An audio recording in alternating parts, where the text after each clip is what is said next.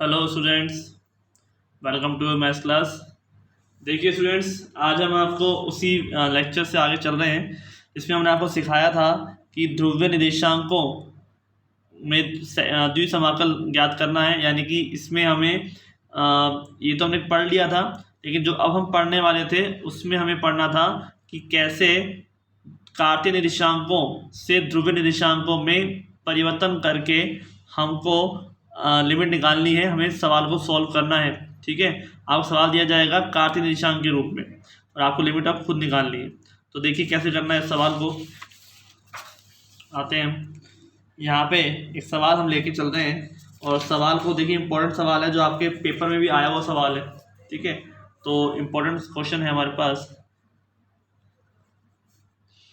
Question है कि निम्न, इसी प्रकार से क्वेश्चन आएगा आपके ना, निम्न समाकल को ध्रुवीय निर्देशांकों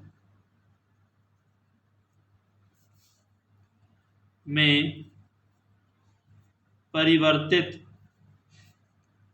कर मान ज्ञात करो। ठीक है, निम्न समाकल को ध्रुवीय निर्देशांकों में परिवर्तित करके उसके मान ज्ञात करने हैं। और हमारे पास सवाल क्या है?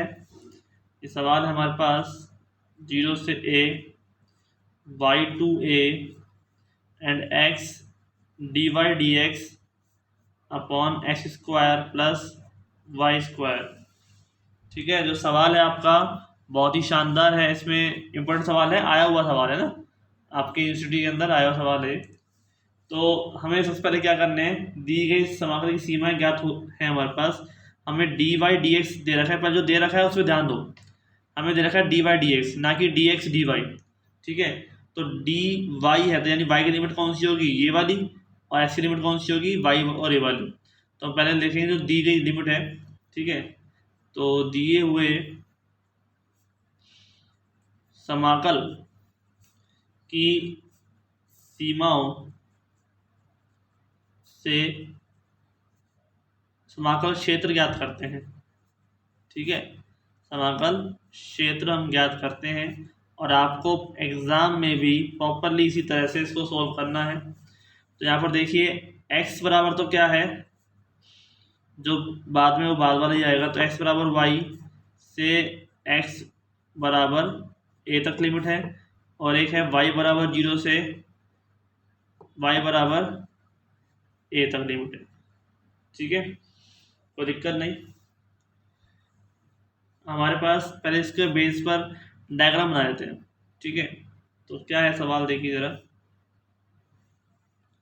मेन पर्पस तो है डायग्राम बनाना, डायग्राम बनाना आ गया तो मतलब समझो कि सवाल आधा आपका हो गया। ठीक है, अब है x बराबर a, यहाँ से शुरुआत करते हैं। तो कोई एक लाइन होती है जो x बराबर a को रिप्रेजेंट करती है, x बराबर a, x बराबर a है, चाहे ऊपर ले लो चाहे नीचे लो, हर जगह x बराबर a होगा। नीचे आएगा तो x बराबर क्या हो जाएगा, तभी ये रहेगा, माइनस तो होगा नहीं, x बराबर a माइनस से तो इधर आता है। ठीक है, और y बराबर x या x बराबर y, ये लाइन होती है जो केंद्र से गुजरती है। ठीक है, इस प्रकार से x बराबर y या y बराबर x। ठीक है, कोई दिक्कत नहीं है, आप कैसे भी लिख दो, बात तो एक ही है। और ये पॉइंट जहाँ पे दोनों मिल गए। और क्या है, y बराबर 0 है, y बराबर 0 कहाँ होता है, x अक्ष पे होता है। y बराबर 0 कहाँ होता है, x अक्ष पे होता है। और y बराबर a, ये y बराबर हमने a मानना है तो y बराबर a हम इसको मान लेते हैं। ये लाइन हो गई y बराबर a, इसका मतलब ये जो बिंदु हो गया वो हो गया a और a। ठीक है, बिंदु क्या हो गया, a और a, ये o पॉइंट हो गया, ये a पॉइंट हो गया और ये b पॉइंट हो गया। क्लियर? ध्यान से देखिए सवाल को देख के ही सब कुछ करना है हमें। यहाँ पर सबसे पहले क्या करना है कि dx दे रखा है, तो लिमिट जो है x की बाद वाली और y की पहले वाली होगी। ठीक है, पहले y आ रहा है तो y बराबर 0, y बराबर x वो a, और x बराबर y और x बराबर a। ठीक है, अब यहाँ पे हम सबको मिलाकर ये डायग्राम बना दिया। और हम जानते हैं कि जब कौन कौन से एरिया घिरा हुआ है, तो एक ये एरिया सब घिरे हुए हैं, ये वाला एरिया नहीं है ना, तो इसलिए ये वाला नहीं आएगा। मतलब ये अगर लाइन होती, x बराबर 0 की लाइन अगर इंक्लूड होती तो ये पूरा एरिया आ जाता जिसके अंदर हमको समाकल निकालना है। लेकिन अब हमारे पास कौन सा आया, सिर्फ ये और ये तीनों तरफ से घिरा हुआ है, तो ये वाला एरिया है परिबद्ध क्षेत्र जिसके अंदर हमें निकालना है। अब देखो एंड में क्या दे रखा है, एक्स, तो इसका मतलब पट्टिका इसमें किससे निकाली होगी, जब लिमिट निकालते टाइम पट्टिका निकली होगी तो निकली होगी एक्स अक्ष के समांतर, ठीक है ना, इस बात का ध्यान रखिए, एक्स के समांतर निकली होगी तभी तो ये लिमिट निकली है। अब हम उसको चेंज कर रहे हैं, अब हम उसको यहाँ पे चेंज कर रहे हैं ध्रुवीय निर्देशांक के रूप में। तो ध्यान से देखिए क्या परिवर्तन है, मैंने बताया था कि डायग्राम तो वैसे वैसे रखिए, ये वाला एरिया लेने की जरूरत नहीं है, ये वाला एरिया लेने की जरूरत इसलिए नहीं है क्योंकि इसी में इसमें भी इंक्लूड नहीं आया, इसमें भी इसका कोई मतलब नहीं है, केवल हम इसी की बात कर रहे हैं ना, इसी की बात कर रहे हैं, तो केवल ये वाला डायग्राम आप बना लो, ठीक है। यानी कि ये हो गया आपका बी और ये हो गया आपका ए, ठीक है, ये ओ, ये बी जिसके निर्देशांक ए हैं, ये y बराबर हो गया आपका x, ठीक है। और अभी y बराबर x नहीं रखा जाएगा, यहाँ से x है, जिससे मैं यहाँ पर मान चेंज करना पड़ेगा, तो मैं अभी कुछ लिख नहीं रहा यहाँ पे, ठीक है।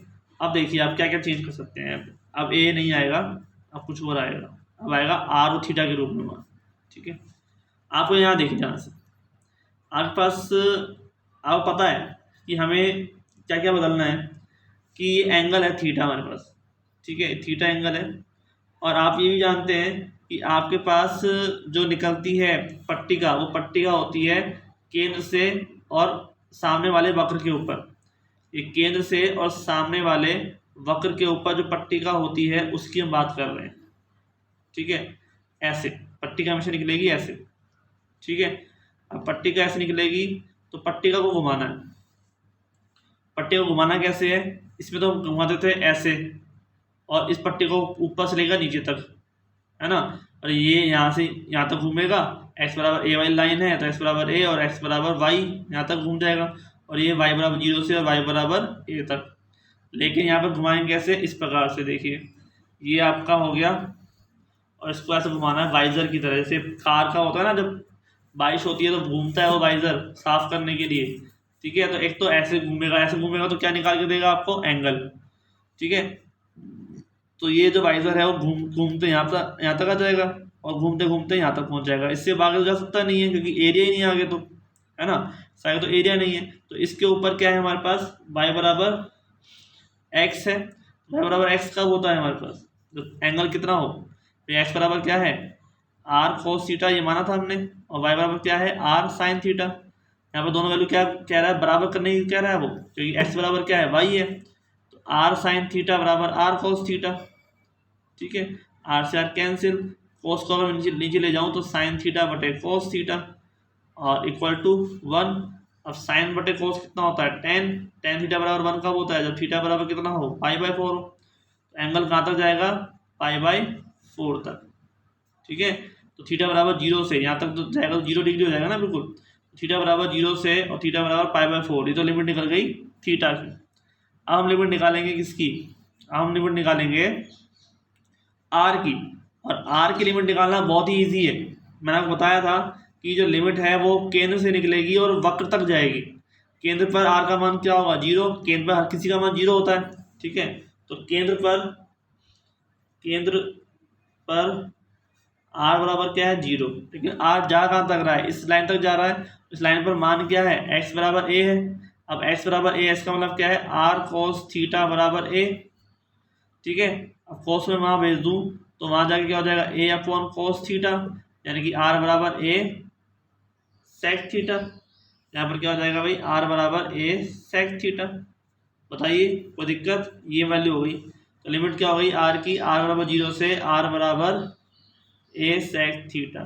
तो ऐसे निकालना है, सामने जो भी वक्र दे रखा है उसमें मान रख दो और उसके हिसाब से आपको r का मान निकालना है ऐसे, ठीक है ना भाई। x बराबर क्या है, r cos थीटा बराबर क्या दे रखा है, a, तो cos थीटा नीचे चला गया, cos ऊपर जाएगा तो क्या बन जाएगा, sec बन जाएगा, ठीक है। r को अकेला छोड़ना है हमारे को, क्लियर। तो लिमिट निकल गई, थीटा बराबर 0 से थीटा बराबर पाई/4, ठीक है, और r बराबर 0 से r बराबर a sec थीटा, ठीक है, r बराबर 0 से r बराबर a sec थीटा, ये आपके पास निकली है लिमिट। अब बस लिमिट को रखना है हमको इस सवाल के अंदर, और सवाल में लिमिट रखने के बाद आपका पूरा का पूरा सब कुछ सोल्व हो जाएगा। मतलब पूरा सोल्व का मतलब सवाल सोल्व करना तो लिमिट लगा कर जैसे हम करते आ रहे हैं। तो हमने पहले वाला सवाल किया था, पिछले वाला वैसे सवाल बन जाएगा ये, इस तरह वाला सवाल, इस तरह सवाल बन जाएगा ये। ठीक है, तो देखो ट्राई करते हैं। तो यहाँ पर हम सवाल जो है मेनली जो दिया गया है वो दिया गया है 0 से a, y to a और x dy dx upon x square plus y square. ठीक है, तो देखिए ज़रा ध्यान से, आपको पता है कि x बराबर तो क्या रखना होता है r cos थीटा। ठीक है, लिमिट हम रखेंगे अभी, तो पहले रखते हैं x बराबर क्या रखना होता है r cos थीटा रखना होता है। ठीक है, और dy dx, ठीक है, इसकी जगह पर क्या रखना होता है भाई, अब dy dx को आप dA मान के चलो, क्योंकि आप यहाँ पे कन्फ्यूज हो जाओगे, सर जी आपने dx dy के लिए कहा था r d थीटा dr रखने के लिए, है ना, r d थीटा dr रखने के लिए कहा था आपने, किसके लिए, dx dy हो, तो dy dx तो क्या इसको भी चेंज करना पड़ेगा, नहीं, यहाँ पर इसका मान dA के बराबर मान के चलो। ठीक है, और dA की जगह पर हमेशा हमको क्या रखना है r d थीटा dr। जब तक आपसे कहा ना जाए कुछ और रखने के लिए तब तक आपको क्या रखना है r d थीटा dr ही रखना है। ठीक है, ध्यान रखिए इस बात का, आपको ये रखना है। तो यहाँ पर मैं इसकी जगह पे क्या रख दूंगा r d थीटा dr, और नीचे क्या हो जाएगा x square plus y square. तो ये नीचे देखिए आप, एक्स स्क्वायर का मतलब r cos theta, r square cos square theta plus r square sine square theta. ठीक है, यहाँ पर लिमिट क्या हो जाएगी भाई, यहाँ पर पहले लिमिट हो जाएगी थीटा की, थीटा बराबर क्या है 0 से π/4, और r क्या है, r है हमारे पास, तो निकाला था हमने 0 से और a sec थीटा। ठीक है, यहाँ पर देखिए r से r गुणा होगा तो क्या हो जाएगा r स्क्वायर, और ये r स्क्वायर आ जाएगा कॉमन, तो सब कट जाएंगे, ऊपर क्या रह जाएगा, ऊपर रह जाएगा हमारे पास only cos theta d theta dr, नीचे रह जाएगा cos square theta plus sine square theta, ये वैल्यू क्या हो जाती है 1 हो जाती है। ठीक है, तो नीचे कुछ भी नहीं रहेगा, और जो r स्क्वायर है ऊपर जो r स्क्वायर है इससे वो कैंसिल हो जाएगा, ऐसा मान लो। ठीक है, अब हमारे पास क्या बचता है सिर्फ cos थीटा, हमें करना किसका समाकलन है, cos थीटा करना है पहले। ठीक है, किसके सापेक्ष करोगे, a sec थीटा वाले से, ये पहले हमें r का करना है ना, हमें पहले किसका करना है r का करना है, तो भाई cos थीटा तो आ जाएगा कॉमन। ठीक है, और यहाँ पे लिमिट लगा देता हूँ मैं 0 से a sec थीटा, और यहाँ हो जाएगा dr, और ये d थीटा चला जाएगा बाहर। ठीक है, इसको बनाना आना चाहिए आपको, ये बनाना आ गया तो मतलब कि काम हो गया, ये समझिए आप, 0 से π/4 देन cos थीटा।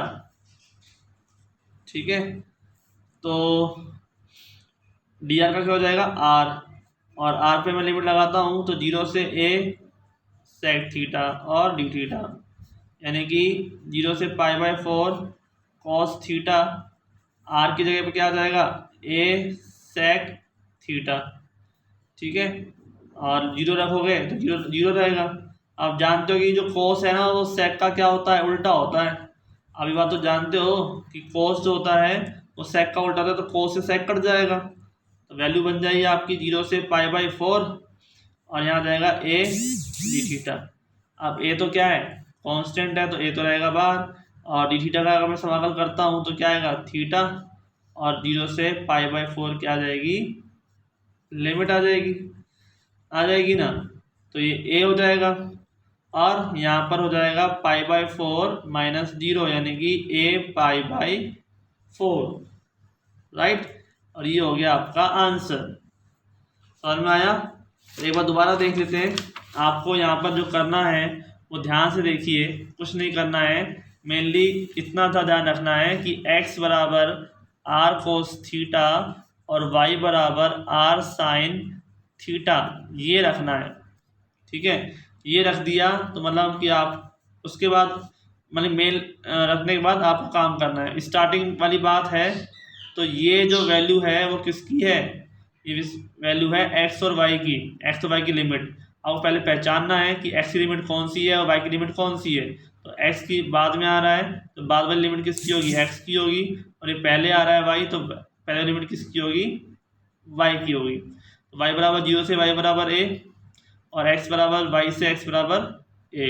अब इन सबको मान रखते हुए ये अपने पास डायग्राम बन गया, और जो परिबद्ध क्षेत्र है वो कौन सा है वो हमको पहचानना है। ठीक है, परिबद्ध क्षेत्र पहचान लिया। इससे क्या है कि अगर परिबद्ध क्षेत्र कोई ध्यान से दोगे तो ये चीज़ें जो है ना, ये अब एक्स्ट्रा है, तो इसको ये लाइन बनाने की जरूरत ही नहीं है यहाँ पर। ठीक है, अब जो पट्टिका है वो यहाँ से ना चल के वो चलेगी यहाँ से जाएगी सीधा किसके पास, सामने वाले वक्र के ऊपर। वक्र चाहे कोई सा भी हो, इससे कोई मतलब नहीं है, वक्र पे जाएगी। बनाना है, सब कुछ करना है ऐसे ही, लिमिट ऐसे ही निकालनी है। ठीक है, एक सवाल और नेक्स्ट में बता देंगे हम आपको। ठीक है, आज के इतना ही रखते हैं, सवाल को करिए। इसके एग्जाम क्वेश्चंस भी हैं, मीन्स अनसॉल्व क्वेश्चंस, उनको भी आपको करना है। तो ध्यान से देखिए कि आपको प्रॉपरली किस हिसाब से काम करना है। ठीक है, तो मिलते हैं, थैंक यू।